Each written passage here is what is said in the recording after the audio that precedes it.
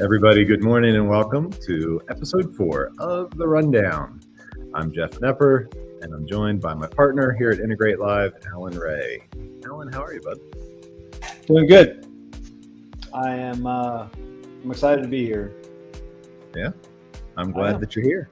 You were kind of last minute joining today. You had a busy morning.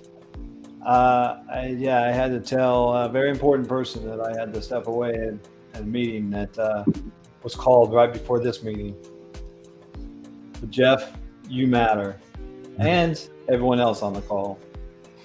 Well, thank you. And I'm getting a fun little error message from LinkedIn saying that they're not getting the feed. So, Alan, why don't you start doing a little introduction to our Vertech friends, and I'm going to hop over to another browser real quick. All right. Chris, you want to introduce your crew and the stack, what we're doing today? Would love to. Pretty much, Chris, I'm literally just throwing this on you. You're delegating. That's what you're doing, Alan, and I'm proud of you for delegating.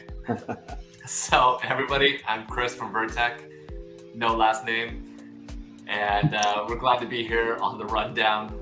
This is week 2 of this, and so I am a SCADA and MES specialist at Vertech, and we're talking about analytics for the second week.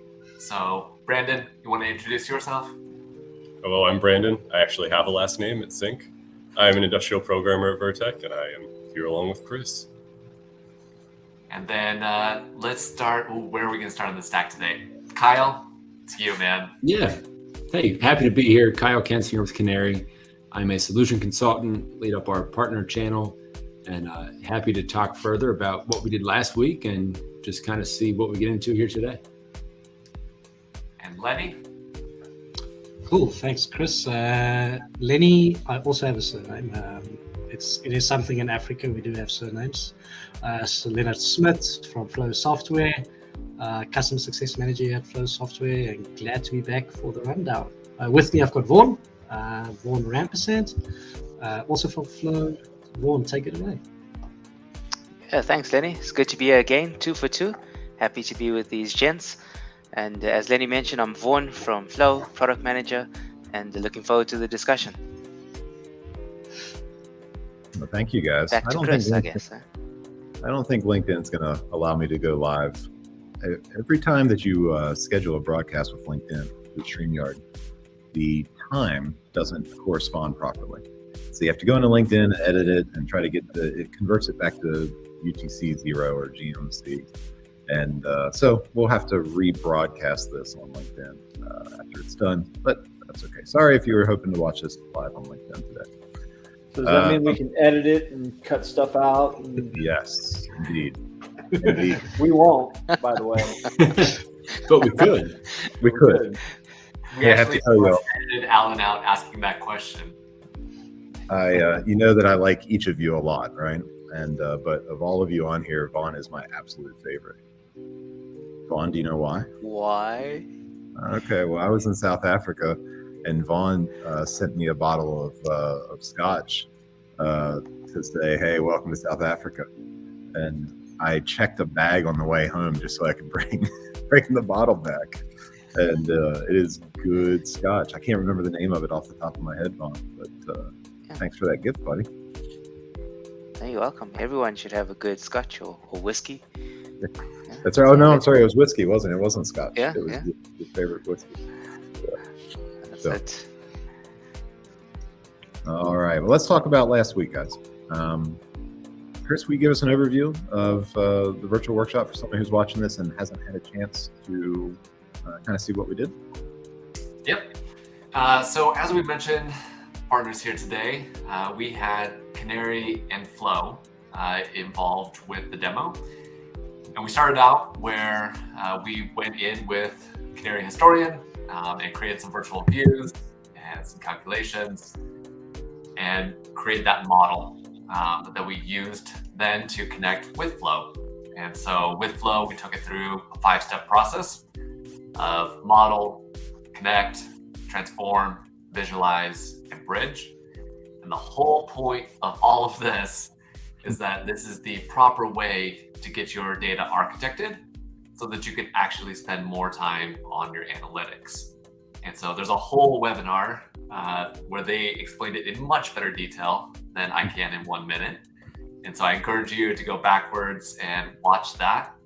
But we're going to give you some of the high points, low points, maybe some more dad jokes, and everything else that we want to talk about today in the rundown. Yeah, thank you, bud. So let's start with analytics.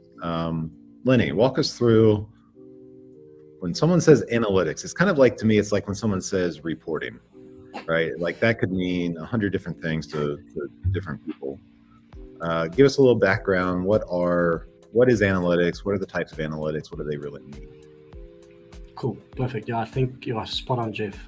If you read any vendor's kind of website, you'll probably find the word analytics thrown in somewhere in there, coupled with industrial analytics, coupled with data management, information management. So there's a whole bunch of these buzzwords that, unfortunately, us as vendors confuse the people with. But to the point, analytics, 100%.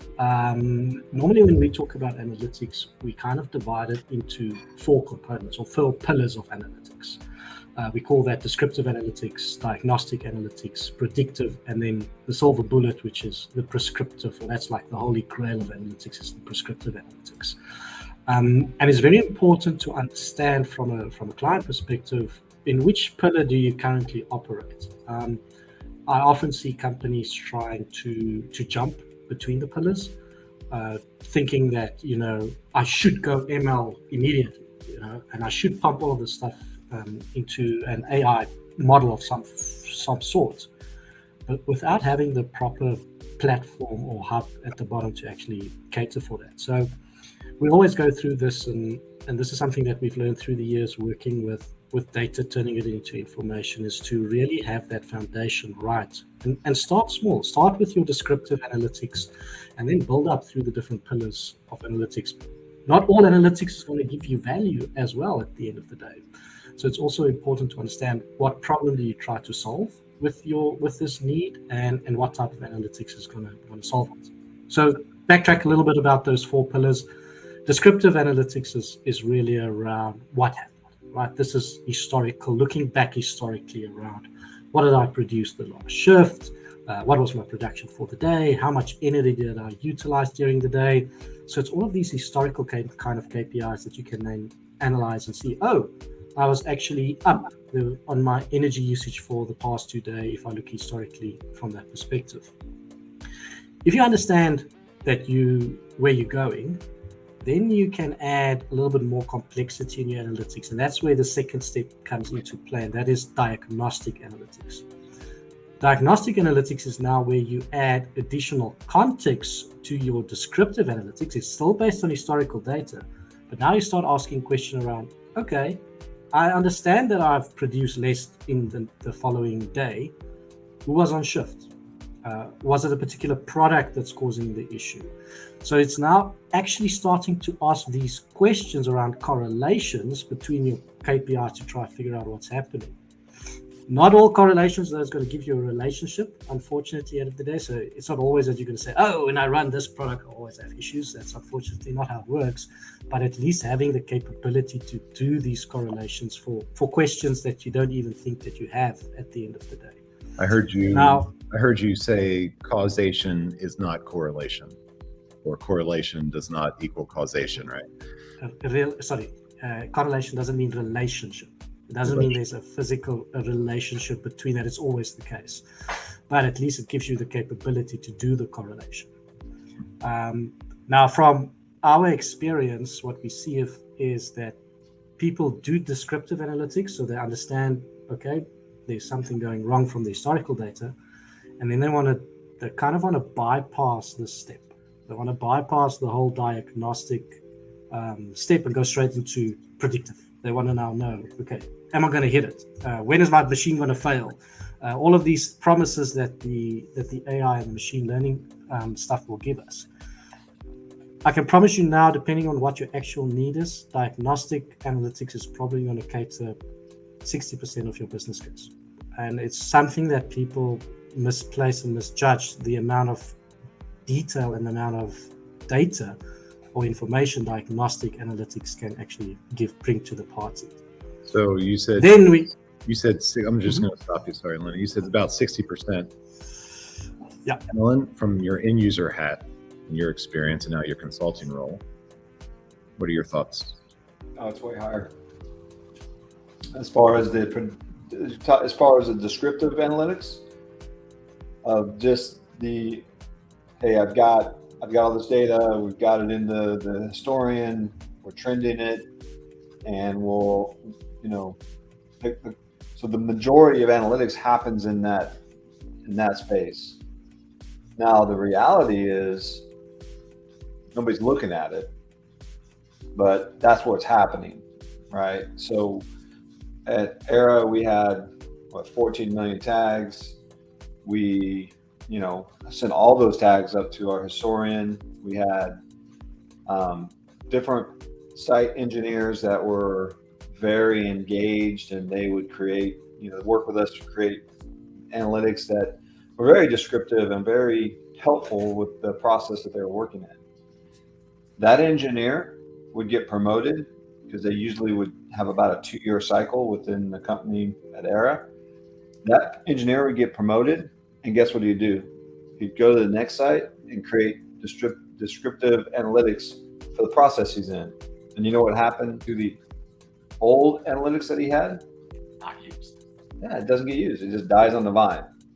And so yeah, and to be quite honest, it's almost taking OT data, and this is where flow is very impactful for people who start to get it, right? So we had flow at Era. We were working in that process of bringing together, correlating that data. Unfortunately, the light didn't come on for me with flow until after I left. And actually Integrate Live had something to do with that, right?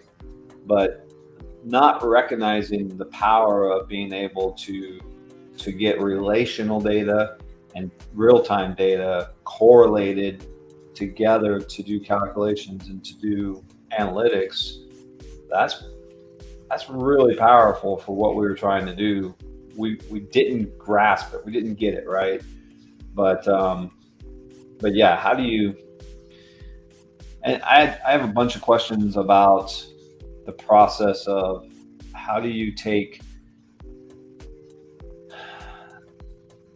So you got flow, you build yourself a template, right? It's like, okay, I have these pumps, and then you're going to go out and you're going to collect all these different sources, and you're going to bring all that data into flow. Like how much can flow help in the not having to go to every single data point that I bring in from a different source that has a different name and has a different structure? Like, for me, looking at that, thinking about that, it seems overwhelming to think, oh man, now I connected to a new source. I now got to go in the flow, and I got to go in and, okay, which tag is the high level pressure on this piece of equipment, and then I got to manually map it, right? How is flow helping in that space? Because that, for me as an end user, is where it's like, look, it's cool. We can bring a couple things in, correlate it, pump it up there. But then when you start talking about scale, and then that scale is all of my tags are different, right? I had 4 different sites, 10 different programmers. They all did it the way they wanted. None of them used the same tag naming convention. None of them even used the same type of transmitters, right? And so that's where this thing really starts to kind of like the tires get stuck in the mud and the train starts slowing down, right? Let's take that question. Let's put a big pin on it, because I know your technical brain, Alan, is just wanting to get there. And I think it is the limiting factor in any solution. It's the scalability. We're going to come right back to it. Fair enough? Fair enough. But did you know that if your wife comes home and she's wearing all white, she has a white suit on, and she's got a bunch of bee stings, Do you know that she's a keeper? That's the worst joke. You know that? That That's is the that's worst. one of the that may be the worst joke I've told. We are officially out of dad jokes, ladies and gentlemen. We've exhausted all of them. You know, Alan, I actually went out and purchased some bees last week. Huh.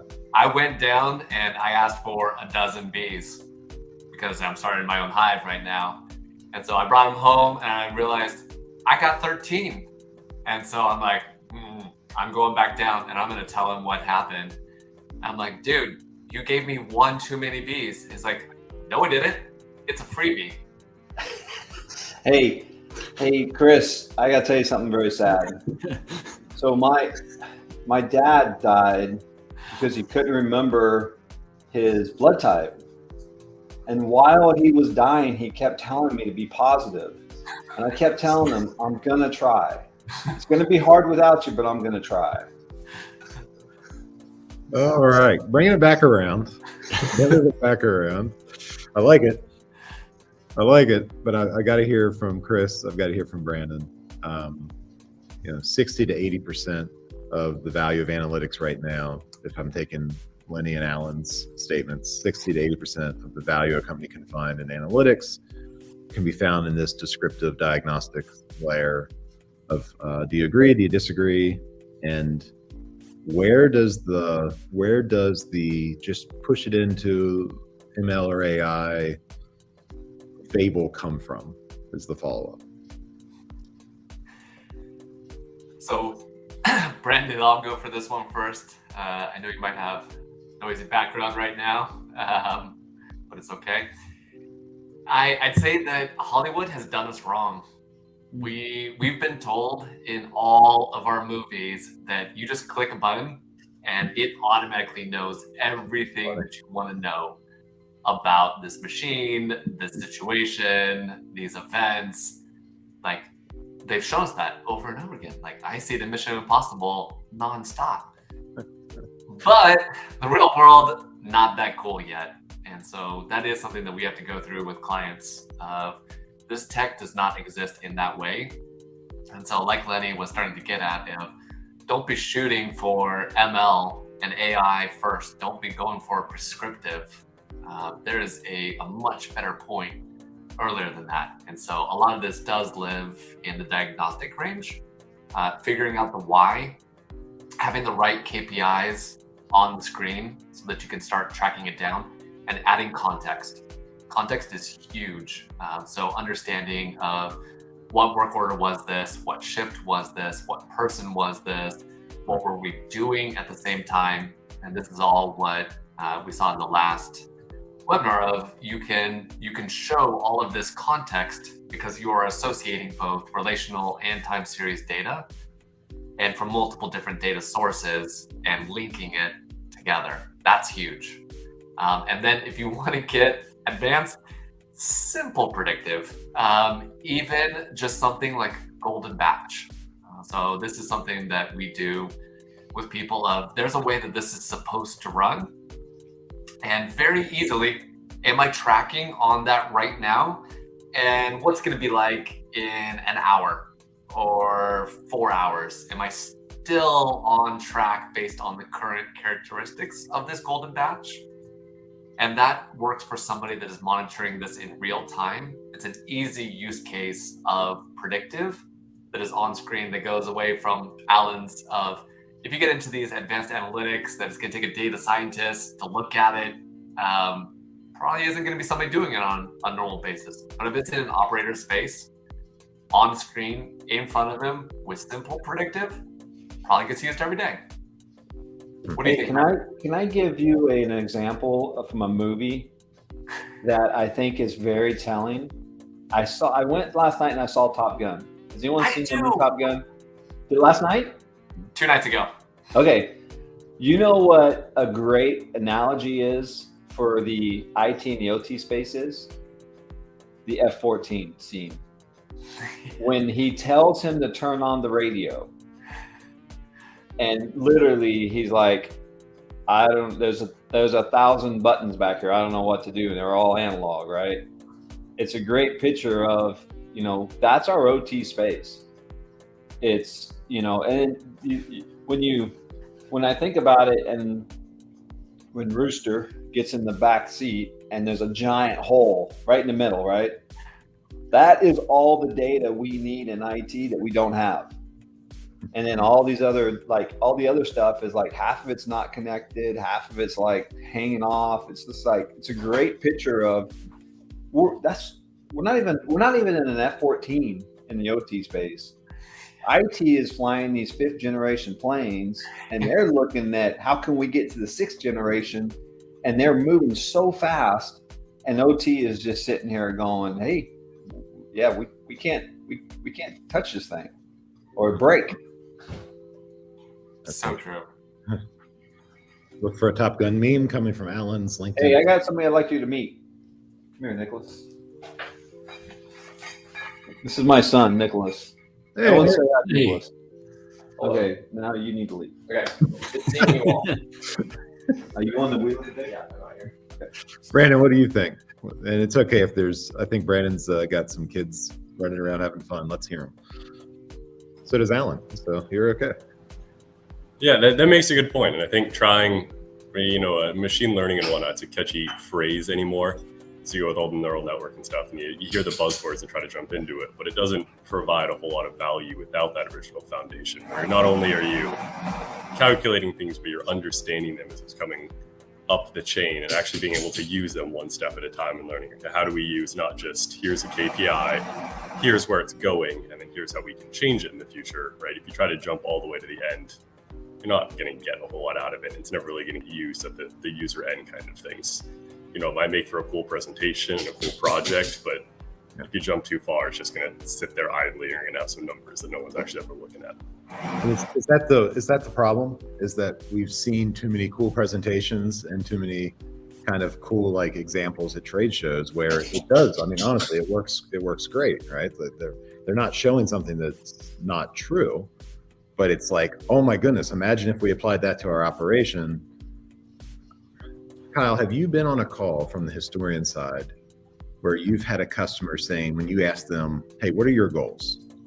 And they're like, we want to do ML. Mm-hmm. And you're thinking like, you're not historizing data yet. Yeah. Like, I mean, at the end of the day, everybody wants to do more with their data. That's not a mystery or, any great revelation, but you need to have a game plan, have a goal in mind and have a way to get there. And Chris, that's where you and your team can offer guidance. But it's one thing to think, gee, I'm going to be able to do all this predictive stuff and have the ML and AI. But yeah, first collect and store the data, and then assign some context to it, and then follow the journey. There is a roadmap in place. You don't have to guess or try and take a leap ahead along the way. First, just start simple. First collect the data and go from there. Can I give I don't mean to, I have so much like bubbling up in me about this topic. Let me give you a use case that, according to what you said, Jeff, you said, is it because we're going to trade shows or different things? So what's happening that I'm seeing is the wrong people are going to the trade show and seeing these fancy, cool opportunities, right? And I'll give you the perfect example. There was a company, I'm not going to say the name of the company, I'm not going to say anybody associated with it. Big company, CEO goes to a trade show, sees SaaS, comes back to the company, buys it, millions of dollars in software, and brings in the consultants, and they build up this giant SaaS opportunity because he's completely bought in that this is the way of the future. We're gonna transform our company, and spent 2 years. You know what killed it? The system in the OT space was so proprietary and so unable to extract the data to IT that they literally had people manually running manual reports to export the data into Excel or CSV files, transferring it through SFP, SFTP to the IT space and then upload it into SaaS. And it just they could not get the data to the system. And they built it. It was built. They had tons of man hours and years and cost, and the whole system was a failure because we couldn't get the data to it. The point is, if the wrong person is sold a vendor story and believes it and comes back and doesn't understand the complexity, you're in for a world of hate as a technician. So it's more about double checking from a leadership standpoint. From a leadership standpoint, it's the call to action. Hey, check your foundations. Where have you invested? Yes, there's a million cool things you can go catch the vision of and invest in, but are you ready for that? And nobody on that sales force is going to slow you down and say you're not ready for this, right? If they do, they're not going to be on that sales force very long, unfortunately. But how do we look inward? So how does an end user look inward and evaluate their operational systems and know where they need to focus or what they need to do in order to get ready for analytics? And that's to you, Lenny and Vaughn, because I feel like that's your space. So one of my favorite things to do when I go to any site is I walk into any little meeting room, boardroom that's on that site. And all I do is I look on the whiteboards. I look at what is written down on the whiteboards in this shift handover sessions or boardrooms. And you will be amazed about the valuable information that people still write down, KPIs that they report on the whiteboard in a meeting room. And to Alan's point, then we have to go and build on a machine learning platform on top of this. But my reporting and KPI layer is completely manual and hand-driven and Excel file based. So that's one of my favorite things to do is I check on the whiteboards, and if I see a whiteboard, I'm like, I can either give you back your time to do something else because I've got something that can operationalize whatever you're seeing there. Second story, I had a client in my office last week. We spoke about shift reporting and came to the discussion, and he said, you know what happens? 15 minutes before the shift ends, we stop production. And I'm like, and this is a continuous process, right? It's not batching or anything, it's a continuous process. And he said, yeah, we stop 15 minutes before the shift ends to get everything ready for the shift report. And this is a company running 3 shifts, 24 hours. So I can give you full 45 minutes back off your production time, not even the poor lady's time capturing all of this data. 45 minutes of actual running time just by putting in an operational foundation to get you your and it was all descriptive analytics. It was production totals. It was nothing fancy. And literally 45 minutes of production time. And I'm talking about a mining industry that refines gold. So 45 Lenny minutes of gold guarantees refineries. a 3.5% ROI. No. Well, sure, that's 45 minutes a day, 3.5% ROI guaranteed right there. But the point is that 100%, if you can just start operationalize this descriptive analytics foundation, let it churn over like a well-oiled machine, man, you're going to say you're building a time machine. You're giving people their time back. Yeah. All right, so let's come back up to Alan's. He's still chomping at the bit up there. He wants to know if it's not just Flow, right? Let's just talk solutions like Canary, solutions like Flow. Let's talk historians. Let's talk. Lenny, Vaughn, how do you describe Flow? It's not really a solution. There's not a space glaring on the industrial stack to slide Flow into. How would you categorize it? So since we're doing movie references, obviously everybody's seen Assumptions. This is probably not the greatest thing, but Canary, Nicolas Cage, right? Oh yeah, Memphis Reigns. I'm gonna do my worst Nicolas Cage impression ever, but the scene in the plane where he goes into the cargo hold and takes out the bunny. He says, "Put the bunny back in the box. Don't put Flo in the box." Okay, so yeah, 100%. There's no box for Flo, and that is sometimes the confusing part about. Sorry. I was waiting for you to do your Nicolas Cage impersonation. I did. He did. Oh, he did. I did. That was it. Sounds not good enough. Don't put Flo in the box. Anyway, and I think that's the difficult part is there's no box, right? So I've got the if I have to give you my 10-second elevator ride, what Flow is, I would clearly say that I empower operators, engineers, team leaders with actionable information so that they can make the right decisions. That's what it's about. If Steve Jobs was in the elevator, I probably would have just kept quiet. But the point is, that is what Flow does. It's all about having this foundation, and Vaughan, you can maybe talk a little bit more about the analytics hub that we provide, but it's about having an information that you can make decisions on. That's what we do. Difficult to place us in the stack, unfortunately. We're trying to make our own space in the stack for that. And I would encourage everybody, there's one slide from last week. It's the ultimate slide, and Flow has just created this recently where they keep on adding to it, and it will define for you everything that Flow is capable of in one PowerPoint slide.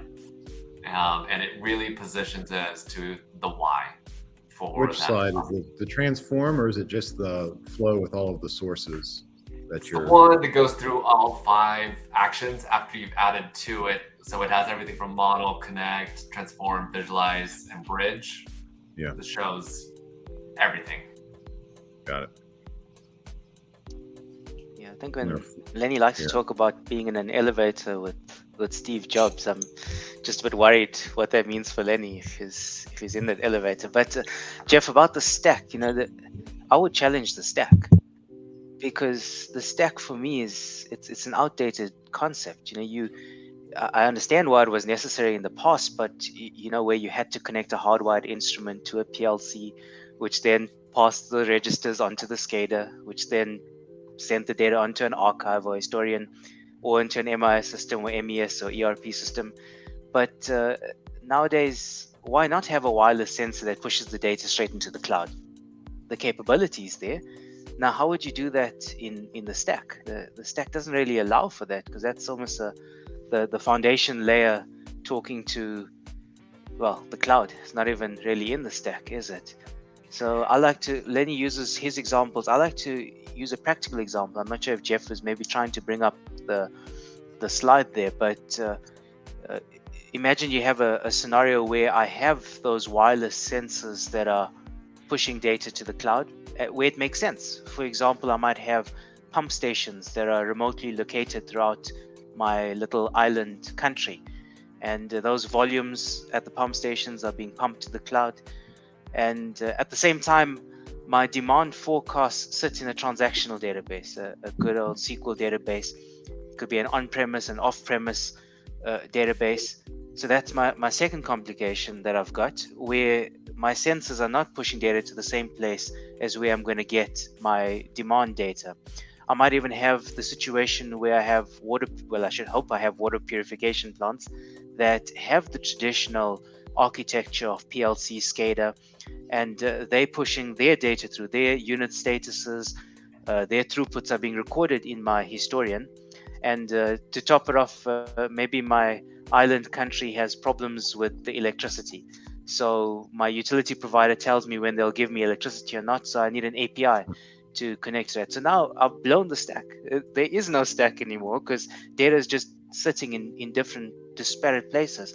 So this is where Flow comes in. That's why we call it a hub, because you really want spokes into each of those sources of data so that you can solve your problem. How do I produce according to my demand, based on the fact that I don't have power at times, and so some of my reservoirs might not have power at a point in time.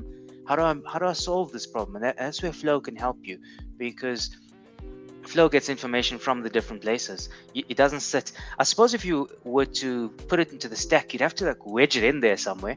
You'd wedge it in maybe between your execution systems and your information systems, but that's not even truly, that really limits what Flow does, because Flow can talk to your base layer, it can talk to your ERP layer. So that hub model is the one that we feel really defines what Flow does.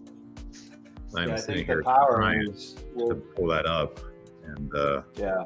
It's Sure. hey, my name is Jeff Nipper. I own an Apple. it's not Mac OS, buddy. This is not Mac OS. Relax. No. This is a little StreamYard. I'm just saying. But Back to to real. Vaughn's point, I think we're starting to see, and quite honestly, one of the reasons that you're going to see a lot of Sparkplug B and Integrate Live is because what we can do is we can move that stack, the protection the stack gives you, the layers of defense, we can start moving that down into a single device. And then we can publish that data out to a broker that now has access to Flow or what Canary or whatever that you're going to move that data to. But the reason that stack is so important and so in the OT space, one of those things that like there's no roadmap for that stack to go away, right? Not in the OT space. In IT space, yeah, people are going, it's two models dead. We don't need any more. In the OT space, it's just not true yet because we don't have the security down at that lower level. Well, it's starting to get there, and Sparkplug B is going to help in that. So that's just my Sparkplug B rant. There's the slide, right? Is that the slide that you were referencing, Chris? That's the one. I'm Right. proud of you. Like 10 minutes later, showing Got the it. crew. Got it. I exited out of my browser somehow and then had a sheer panic. Like, I hope that thing didn't die while I was going. How? Jeff, we were able to see the smoke coming from your ears. What do you call a daddy that smokes? What do you call daddy that smokes? I don't know. A dad that smokes, yeah. Puff daddy. All right. Well, you're killing me. But Lenny, you talked about Nicolas Cage. Yeah, I was at a restaurant with Jess and saw Nicolas Cage at the restaurant, which is cool. The amazing thing, though, is that the waiter came over with a basket of bread, and Cage shook his head. And I told my wife, I said, "Do you realize what we just witnessed?" She said, "What?" I said, "That's the very first time anyone's ever seen Nicolas Cage turn down a roll."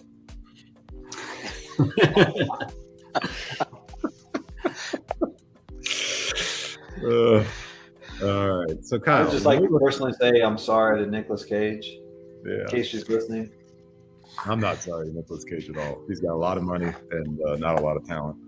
But either way, yeah. Kyle, Yeah. a slide like this and the role of the historian. We've talked before that often people try to ask the historian to do too much. Mm-hmm. But if you look at, let's pick on Aviva Pi. If you ask someone from Aviva Pi, they would say this slide is what Pi does. Mm-hmm. Right? So Right. And claim to do everything and be locked into their model. And that's something that really sets Canary apart, is the fact that, based on our licensing model, we're not going to force you to keep everything within Canary. In fact, we encourage you to, use our tools to get it out and utilize technology like Flow and other partners who have the ability to do things outside of the scope of Canary. We do what we do very well, but we also encourage you to, use what's out there, and our model is not going to change. In fact, I think the ecosystem of partners that we work with is just going to continue to grow. And I think that's a mindset that we have as a company, and also what the industry is seeking. So why not just try to build all of this on the historian, though? Well, you can do a lot of it within the historian. With virtual views, you have the ability to do things that's going to make, from an organizational standpoint, things much easier down the road. But that's not necessarily what the historian is built to do at its core. We're going to provide that foundational data for you that if you want to push it further down the line and do more predictive things and even things outside of time series data, that you can do that with Flow. Yeah. So, Chris, walk us through a scenario where someone buys into I'm just picking on a Viva Pi, but it could be one of 5 different historian solutions where they say, oh, no, we're going to build this screen or this slide. We're going to build this in the historian. Where's the danger of that? And what happens when they've got 5 sites and 4 sites are running one historian and the 5th one's running another, for instance? Yep. So, I mean, there's so many flaws with what you've said. The historian is a historian. So for one, real-time is by definition not what it's doing or what it's made for. The same thing is true that it struggles with relational and transactional data. It's going to have even more trouble of mixing or correlating the relational with the time series. And then, gosh, this should not be a bash fest on a Viva Pi. We've used it, right. We've integrated to it, so that's not the point of any of these statements. But this is true of a lot of different products out there they don't want to get their data out. It's more complicated. You're going to hit it through ODBC, or you're going to hit it through HDA. But a lot of times you're not browsing directly in the trees. You're not getting down to the roots of the data. Brandon can talk about this a lot more. But the integration is not tight. It's not what you want it to be when you're trying to get data out. And so Canary has an awesome integration with Ignition and with Flow, as well as other products. And so that ability to get data out and do other things with it, because tell me you don't want to have some killer visualization screens. You do. And you're not going to get them in your historian. You can use an Axiom product, but there is levels of development that you likely want to do that exceed that visualization and the way its dynamic nature. And so the historian normally is a starting point, but you shouldn't be trying to make it the entire system, the entire project, because you're missing the point of that software. My biggest problem with it, and anybody that knows me outside of Integrate Live knows that I still am, Mr. Canary, right? Like, I'm all in Canary. It is my day job. Here's my problem though. We talk to an enterprise that's got 30 sites. They've usually got 6 or 7 historians operating across those 30 sites. Now, if you try to build this, let's say that Canary spent the next year just perfecting the ability to bring in relational data and become the analytics hub. Well, what happens when an enterprise that's got 30 different sites and 5 different flavors of historian wants to build an analytics hub using Canary? What's the first thing they have to go do? They have to go rip out all of those existing historians that are, quite frankly, working okay, and start all over with a new historian just because they've chosen the historian as their analytics hub. Like, it is a node in that ecosystem. It does not need, there's no reason to go replace every historian in your operation just because you want to standardize that data. That is the wrong approach. It's great for the historian. It's great for some integration work, right? But it's not a scalable smart solution. And that's why I think the historian can't be that layer. Jeff, just to maybe another point there, let's say you do not decide to rip out all the historians. Right. Let's say you only put down an enterprise historian. What do you have to do then? Then you have to duplicate the data, right? From the site. And from us doing data now for a long time, that's one thing that we feel very strong about, is that Flow does not replicate data. We will never ever replicate data from one source to another because of the fact of When I give you a KPI to look at, it should be trustworthy. And you can't have trust if you've got two sources of the same pie. It's unfortunately just wrong. So even in that's way, not even ripping and replacing, just duplicating data. Now you've got two duplicate sets of the same thing. And that again is breaking that whole information trust that we're trying to build. There's another piece of this too. Pie, but you're going to run into the same problem if you try to do this in Ignition, right? And so Ignition will tell you this. They have a historian, they have the visualization, they have all the pieces, but as soon as you start to try to meet all that functionality that you can meet in Flow, you're going to start playing games with the data and trying to do things on the back end to try to make it, give you that same kind of outcome. And then what happens is you've got a bunch of custom code in Ignition, and Ignition does an upgrade or a firmware update, and now all that custom code you built, most of it's going to work, but you're going to have that, you're chasing that all the time, right? So for me, we worked really hard for years. Like, we set a precedent that said that we do not want to have any custom code in Ignition because we never want to have to be the ones that have to validate and test our code every time there's an upgrade. And so we would go and meet with Travis at Folsom, and we would work out a ton of custom code with Travis to get to an outcome. We would then take that code back to Era, we would test it, and if it did what we wanted and there was value, then we would work with Inductive over a year and a half, 2 years sometimes to get that into their product. And for the most part, that process worked great. Not everyone can do that, but the reality is, if you can take a product that is built to do what we're trying to do, and the price point is right, then man, you're just so far ahead just using that product as designed, using Canary as a real time series historian, collecting that data, using Ignition as a SCADA, MES, right? Using the tools as they're made. And I think you're just going to be so much, the technical debt and the cost of ownership go down, not up. Yeah. If that makes sense. It does. And so, speaking to scale, and Alan, back to your original question at the beginning,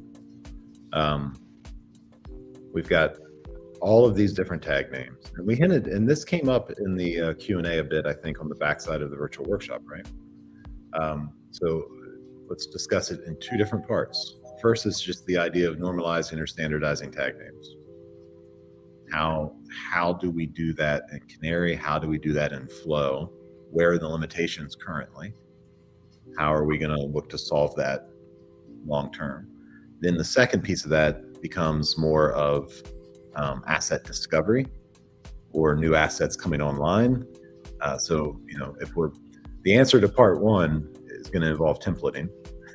So since it's going to, let's talk about on the second part of that question is how do we automatically discover and add these things into templates? So let's start, Kyle, on your side with MQTT. Because of this, listen, there's no answer to this if it's OPC is the protocol. You have to go in and build tags. You have to then choose how you're going to name the tags in any system if you're going with OPC. But with MQTT as your protocol, how do we speak to scale for adding new tags into Canary? Yeah, well, they're going to self-discover, but when he talked about the standardization and things, and we showed it briefly last week in the live demo, using regular expressions within our views to kind of create that standardization and change around the tag naming structure. And I'm not a regex wizard, and it can be confusing at first. I remember the first time, Jeff, when you and I spoke about regex, and it's like, man, what is this? These are hieroglyphics. How can this possibly be the most efficient way? But at the end of the day, it is what makes it scalable, and being able to do it, so then it just becomes automatically part of the ecosystem that you're building. And regex isn't even that hard. I have a book that you gave me, Jeff, going through it. I need to dust that off and go through it a few more times, because if you don't use it, you lose it. But it is something that is just so powerful. And even from the end user's perspective, if they don't want to be doing that, Chris, I know that you and your team, you have plenty of regex wizards complete with the hats that are happy to build out some of those models within Canary. I think it's the O'Reilly book that you're referencing. That's the one. In Canary, you only need the first 29 pages of that book. So basically, if you can get through the first 29 pages of the O'Reilly Introduction to Regex, or Google search, this will burn up your next airport layover. Google search regex golf, and there is a tutorial program that it teaches you regex and then encourages you to use the most efficient rules using like a par system to complete each challenge, and it's way too much fun, and that's when you know you're a nerd. Lenny, have you played that? You laughed pretty hard when he said the regex golf. Are you familiar with that? No, I'm familiar with regex games. Yeah. That's why we love Canary, Kyle. I don't have to worry about regex on my side. That's right. So, but that's how Canary can scale, right? So you've got an MQTT logger. So it's going to auto discover tags when they hit your environment.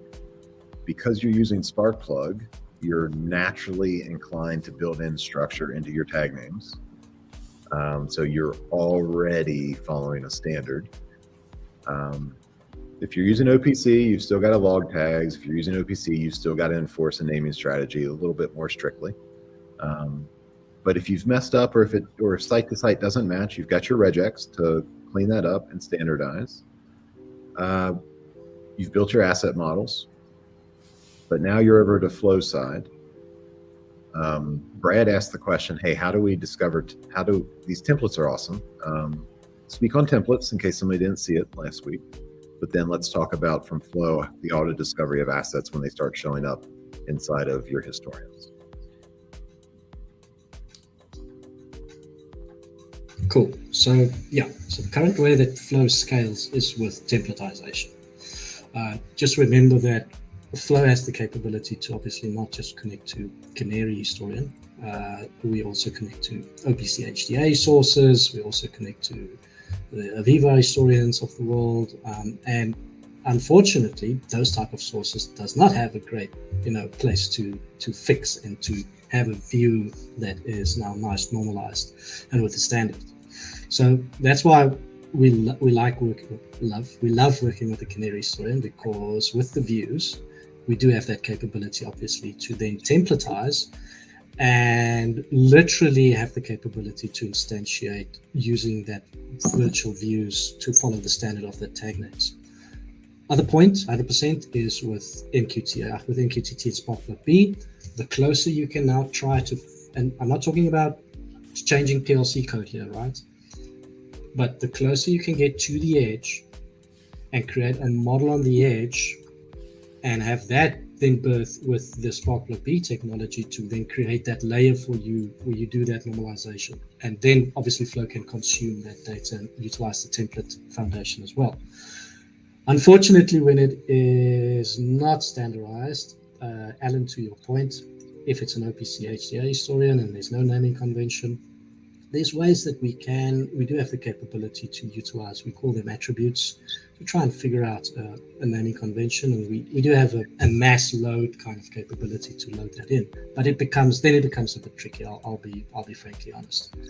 We are working though in the future with obviously the open protocols like Sparkplug B to now talk about auto model building. So that is something that's in the pipeline, is to say, hey, I've got a new asset that's now been birthed, utilize this template and automatically instantiate it in our model side. So that's a roadmap item for us. Currently, unfortunately, if there is a new asset discovered either in a Canary view or in a Sparkplug B, it's a manual asset to add that asset into the Flow model. But that is something that's on the roadmap from Flow side to address. The important thing to also notice though is, and I think this is probably a discussion for another rundown, is the word modeling, just as a sense, because everybody's got it, right? Canary's got a model, Flow's got a model, everybody's got this concept of a model. The model in Flow is a little bit different because of the nature that we now deserialize not just data from historians, but also the data coming from your MES solutions, all the transactional data sources. So our model is now decoupled completely from what data source that data is coming from. And that is then a true model that any source can then hit to get the data that is now normalized. If I had more time in the demo last week, I think that is probably the thing I would have spent more time on, to be frankly honest. We went directly from, oh yes, Flow, let's connect it to a data source, where that's actually not the important thing, right? The important thing is to understand, what does this model look like? What is the KPIs related to this model, and what business cases are these KPIs going to solve for me? If I've built that model, then I can start worrying about, where does it actually come from? Oh, this KPI comes from this contextualized piece comes from here. Oh, this is actually manually entered, and I actually have to provide it through a manually enter capability. And I think that's one thing that is actually the bulk of Flow, is to build out that model. The rest, to connect to the data source. If it's a view, great. Create a template, instantiate like I did last week. That's easy peasy stuff. But creating that overarching model of what that KPI structure needs to be like, that's where the work sits. So I have a question, and I'm gonna ask this as a conversation, not as a putting you on the spot, right? So as I think about let's say a site that has, we're connecting different sites, and this site used this methodology, this site used this methodology. When I bring in Flow, can I create a template and then have that template understand, when I see this new device come on in this site, I can use this rule set to do my mapping to the template? Is that a function that you have today? Not today. Not the auto mapping of when a device is new in the namespace.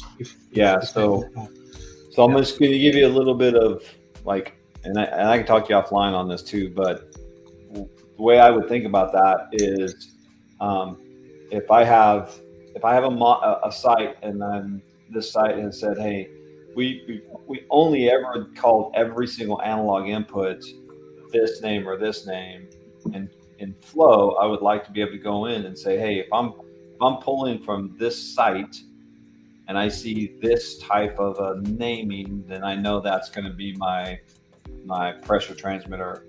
It's going to be my level transmitter.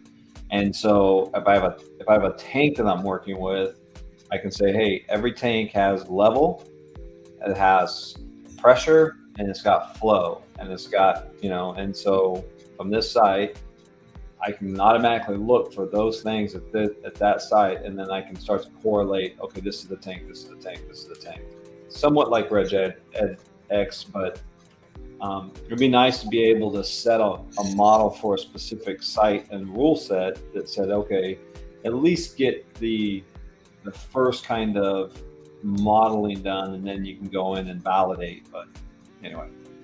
Yeah. So currently I can create a template, and I can create, normal kind of derivation structures. Right. So I can have a base pressure transmitter. Then I can instantiate that pressure transmitter into a bigger template that includes the tank and the flow. Yeah. I can then take that template and instantiate it for site A, because site A structure is this. I can instantiate that for site B, and site B's structure is this. The only problem that we don't have, Alan, at this point is when a new device comes online, to automatically take that template and have it in the model.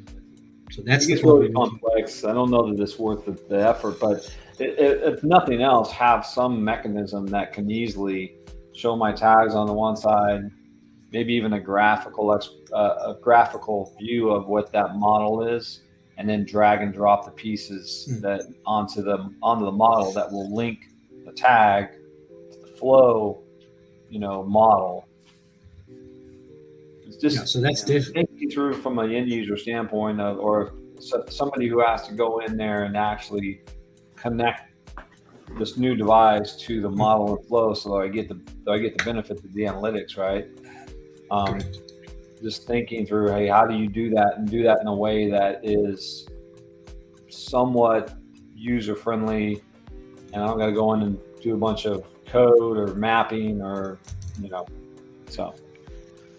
So One- I think, Alan, to that point, we focused on, if I can call it, what you're asking for, or what is possible now is an auto building system. We can do it in the likes of Canary with MQTT and Spark B.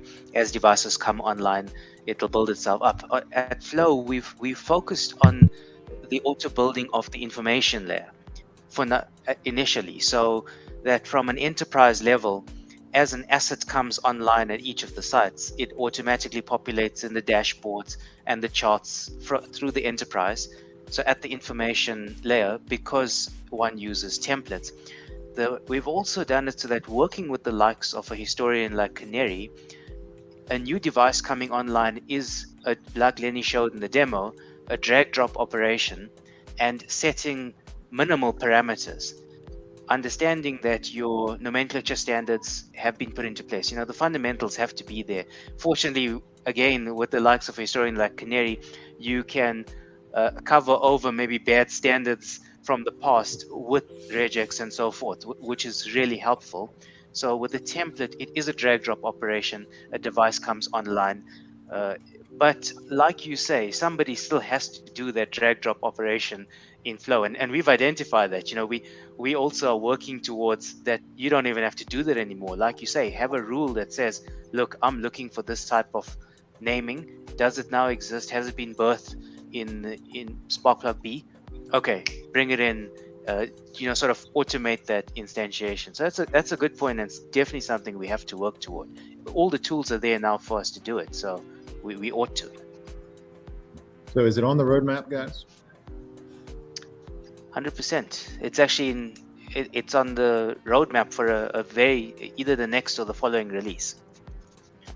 Cool. So in Flow's very next release, within the next 2 months, we're introducing the concept of auto building, not from the device level, but from a configuration level. We'll explain a bit more, but it has to do with your metadata in your plant that will build out portions of model. And the idea is that's the foundation for auto building, which will then grow to looking at birthing and so forth of devices to then build out in the release thereafter. So can we debut that? Can we call it workshop? Can we call it Auto Line Linked Equipment Network, and then just abbreviate that to Alan? Yeah. We've got Alan in our system. We'll make the code changes now, Alan. Yeah. I like that. I like that. As long as we get an icon of Alan's face that you get to click on to deploy. That's good. Part of what you were mentioning earlier, Chris, talking about, when the tags are standardized coming in, it makes everything real easy. At least personally, as I found, the second you get a big system, the tags are never standardized across all sources. You can get everything nice and slick, started out well, and it's like, oh, this is easy, but it would make my life a lot easier if that were the case. But it's almost never. Part of that regex stuff is you start out with a model and you're building it, and it's okay. All of our sites or all of our tanks have this little subpart in them. Part of the power I found in that is it's an iterative process. You bring a new site or a new plant or whatever online, and all of a sudden you find out all your tanks have some other format. So now you're going right in the regex, and boom, it's a tank asset, and you're done. And it's picking up all those future sites. So you might have to do a little bit of work every time you're bringing on new tags, but it does a great job at expanding that out over time. And you may have this complex looking view at the end, but you're handling 40 different edge cases, and they're all a tank by the time you get done with it all. You're in one place, and then as we saw you bring in the flow, and now it's a tank. Do you know how to do that area with limited amount of regex? What was that, Jeff? You can actually achieve that outcome in Canary with hardly any regex. Sure. Yeah. And so for those that don't know, where Canary actually starts to use a transactional database for context is to build a table of rules so that you can have a link between your SCADA tag name as it's being logged, and then essentially link it to, here's the way I want it to appear, here's where it lives in the asset model, And then your regex requirements in virtual views, you no longer have reshaping regex rules. Your only regex rules are ultimately scrape these properties and then build the asset model based on these properties that are linked out of that SQL table. And so for the larger enterprise applications, that's just how you would do it. The funny thing about an enterprise application is if the company is doing everything right and they've standardized perfectly on all of their tag names, and it's just, it's a fine-tuned machine at this point, right? Well, those companies succeed, they make money, and then what do? They go buy an asset. Hire more companies. That's right. The second they acquire that new asset, what happened to that streamlined? Are they going to stop production for 30 days while they reprogram everything? No. So it's always going to be that way. We did that. That's what we did at Era, right? So we ended up doing at Era was creating a relational database for every single tag that was going to be, what we did was we created a property database that said, hey, every single tag just gets, we were already doing it with Ignition, right? Because we had a relational database that every single tag, all of its properties went into a table anyway and got refreshed constantly. Well, what we did was we added a column that said, hey, we're going to add a property for Canary into this table. And then we can correlate the tag name with the relational database with the property. And that property then allowed us to create our rule set around the property name. And it was very effective. But again, that is because you're dealing with complexity and naming issues, right? But what should be driving us is, okay, how do we do the next one so that we don't have to do that, right? How do we model that tag from the PLC so that we get that unified namespace, that the tag name stays consistent, it flows through the system, the properties, the quality, all of that stay with the tag. Yeah. It's almost a question of how do we enforce the work that's being done on the edge? That's at the end of the day, especially in upstream oil and gas, right? And this is completely different than a manufacturing line getting added.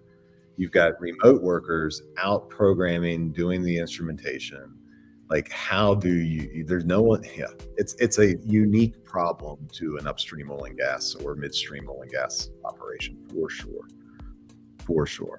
But Vaughn, do your ears perk when you think about these master SQL tables that actually already have all of the transcoding done for you to just read off of on the auto discovery side? Does that help you to have that?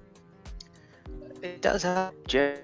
At the same time, we've got to think about other platforms that are out there that don't have those properties. So how do we provide this functionality in an agnostic manner?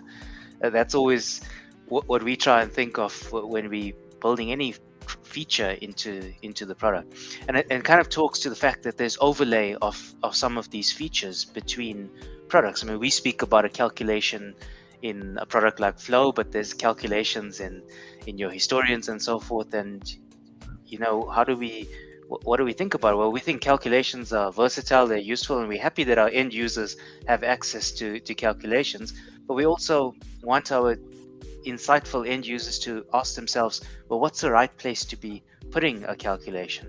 If I hide it away at the lowest level, no one else upstream may know that number is calculated. So it's also about having the ability to perform these calculations, but making it available to people or visibility to see that you're using the specific feature.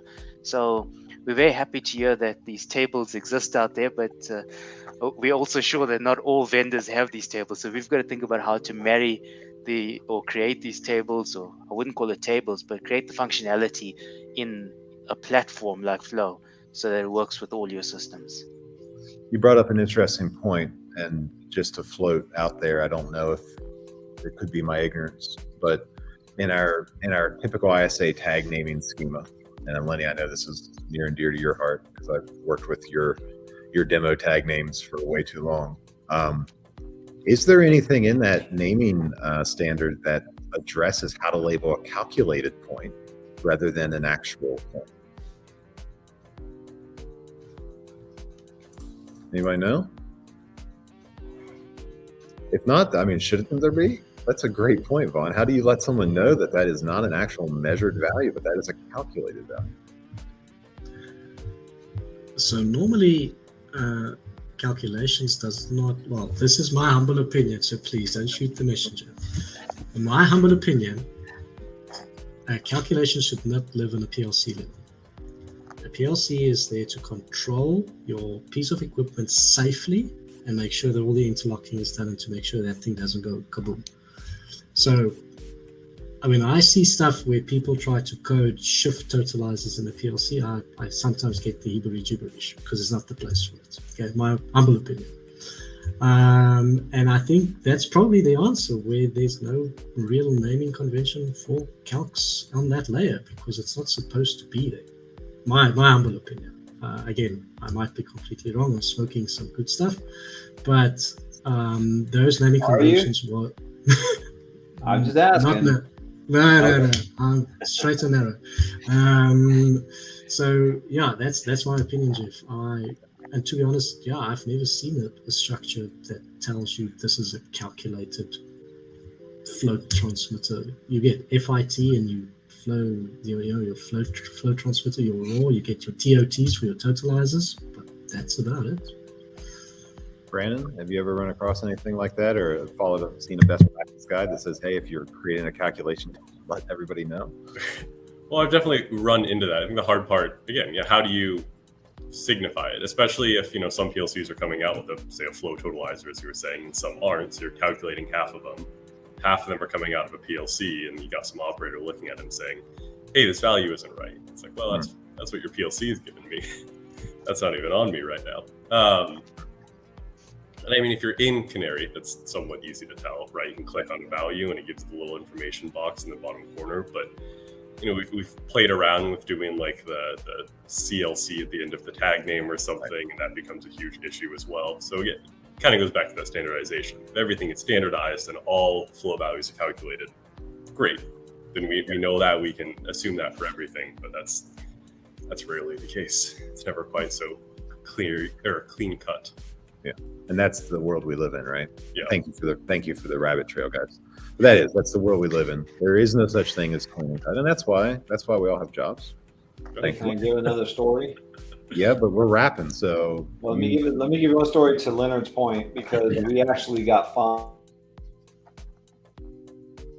fined because we were doing the calculations in the PLC.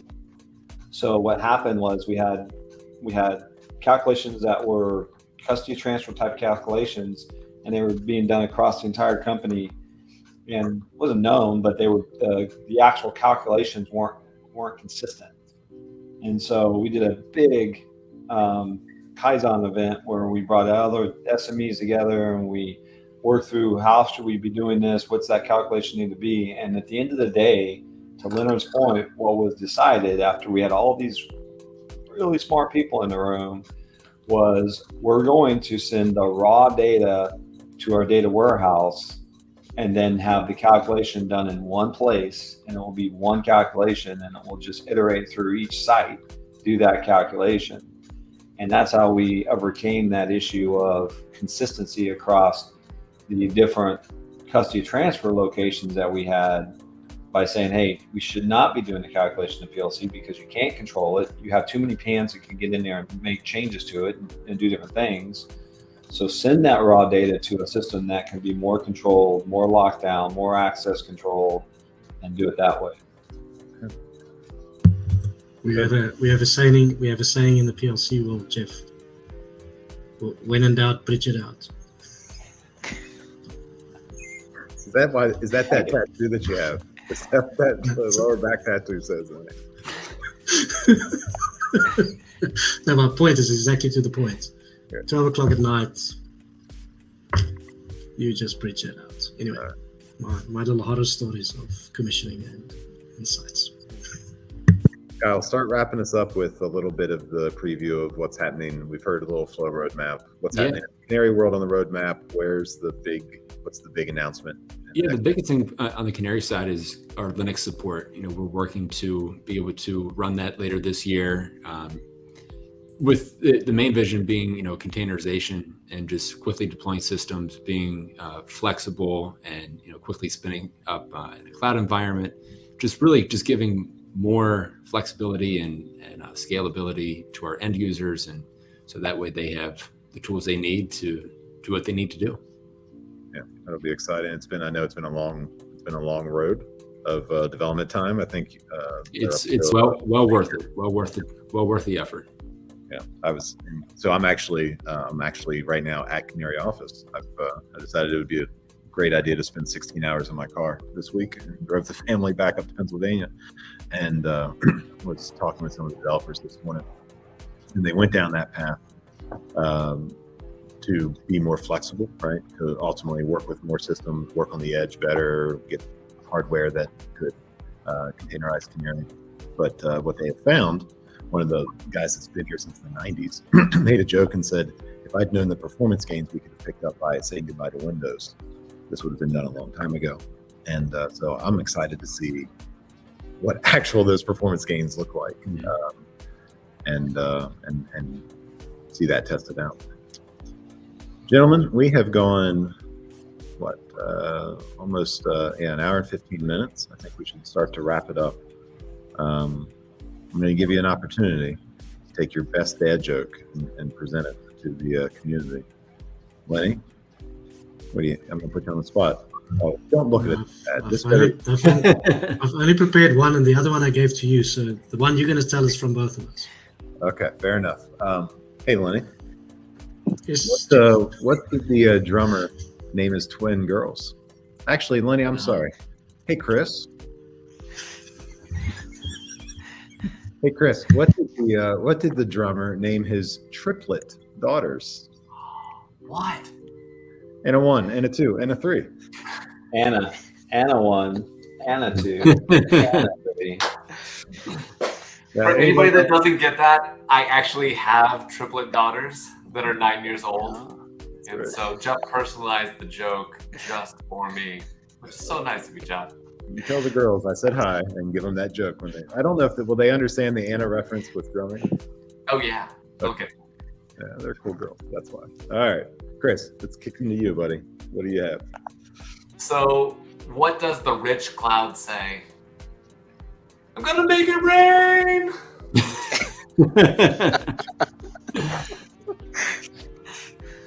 Speaking of clowns, you know what you should do if you get attacked by a group of clowns? You go for the jugular.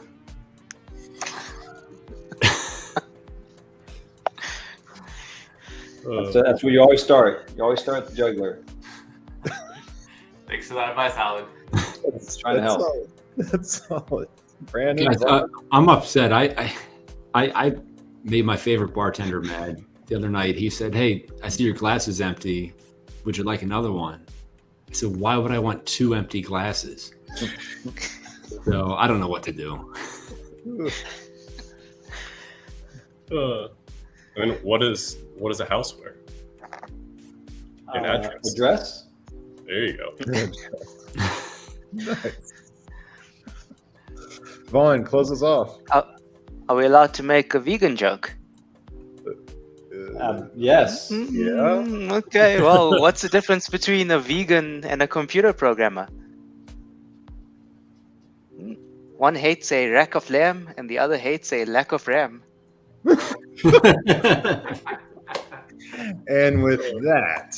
Okay, wait. So Vaughn didn't. Lack of RAM. Got it. Check. Oh, that's good. Like it. I gave Vaughn a joke to do, but he didn't do it. So I actually have a spare one very quickly. What is brown and sticky? It's a stick. You were lying about the sticky part, It's right? a stick. It's a stick. A stick. Okay. We should have closed on Vaughn's joke. Yeah, highlight of the episode. Lenny, I love you. That was terrible. Everybody, thank you so much for joining us for episode 4 of The Rundown. Thank you to our sponsors, Software Toolbox, Canary, Flow Software, Opto22, Kepware, and Phoenix Contact. Hey, look for us in July for a special double rundown edition. That's right. No virtual workshop, episode 5. It will be the question we asked for years to come. What happened to the virtual workshop for episode 5?